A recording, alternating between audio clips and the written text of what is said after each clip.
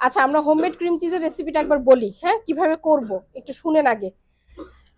হ্যাঁ, তো আমরা কি করতেছি আজকে, কিন্তু আমরা কি রেডি রেডি ক্রিম চিজ দিয়ে করতেছি, আর এটাই করবেন। তবে হোমমেড অনেকে করতে চান যে আমার হাতের কাছে এখন নাই, আমাকে বাজারে যেতে হবে, একটু ঝামেলা, বা আমরা জেলা শহরে থাকি, ওখানে এটা পাওয়া যাবে না। তখন কি করবেন আপনারা, ধরেন 1 লিটার দুধ নেবেন, গরুর দুধ, যেটা ফুল ক্রিম, নিয়ে সেটা কি বয়েলিং পয়েন্টে আনবেন। ছানা কাটে না দুধ যেভাবে, ওইভাবে বয়েলিং পয়েন্টে আনবেন, এনে ওইটার মধ্যে আপনারা হচ্ছে 1/4 কাপ হচ্ছে ভিনেগার নেবেন, 1/4 কাপ পানি নেবেন সমান পরিমাণে, এক জায়গায় 1/4 কাপ পানি নিয়ে একটা বড় বাটিতে মিলায় রাখবেন। মিলায়ে যখন বয়েলিং পয়েন্টে আসলো, আসার পর চুলা বন্ধ করে দিবেন, দিয়ে ওই পানি থেকে অল্প অল্প করে পানি দিবেন, ভিনেগারের পানিটা ওই হাঁড়ির মধ্যে দিবেন, দুধের হাঁড়িতে। দেওয়ার পর ওয়েট করবেন যে ছানাটা কাটতেছে কিনা। যদি ছানা কেটে যায়, ভিনেগারের পানি দিয়ে বন্ধ করে জাস্ট 2-1 মিনিট ওয়েট করবেন। ওয়েট করে দেখবেন কি যে ছানাটা একত্র হচ্ছে।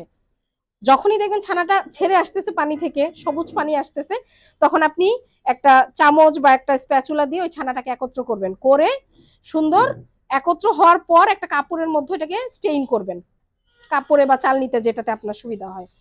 করে তখন কি করবেন, ওই ছানাটাকে একদম পানি ইয়ে করা লাগবে না, মানে একদমই শুকায় ফেলবেন, কারণ যেহেতু আমরা মিষ্টি বানাবো না, আমরা ওই পানিটাকেও সংরক্ষণ করব, যে পানিটা আমার ছানা থেকে বের হলো, ওই ছানাটাকে ব্লেন্ডারে দিবেন। ব্লেন্ডারে দিয়ে ওই পানিটা একটু নিবেন, যে ছানার পানিটা, একটু লবণ দিবেন, একটু লবণ দিবেন, আর ওই পানিটা নিবেন, আর হচ্ছে কি দিবেন, একটু ডানো ক্রিম থাকে না, হেভি ক্রিম, যদি থাকে তাহলে একটু, এটার দেখেন টেক্সচারটা কি সুন্দর, এটা একটু ক্রিমি টেক্সচার, দেখছেন কি সুন্দর না, ক্রিমি ক্রিমি।